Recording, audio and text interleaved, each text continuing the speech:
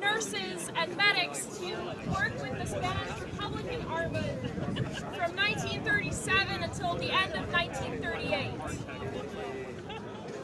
The Spanish Civil War started with a military coup led by the fascist dictator Francisco Franco in July of 1936. Around that time, in New York City, a group of medical professionals, together with unions, members of the Communist and Socialist parties, and people who were concerned with the preservation of democracy, joined together to form a group called the Medical Bureau to Aid Spanish Democracy.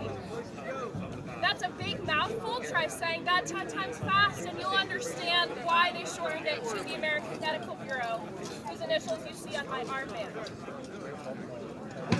This medical bureau sent in January of 1937 a group of 17 doctors and nurses to go set up field hospitals in Spain. These doctors and nurses came from all over the country.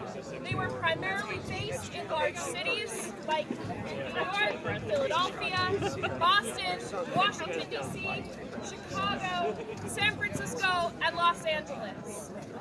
And today we're really proud to represent these men and women who went and sacrificed their time, and in some cases their lives, to go work towards fighting for democracy against fascism.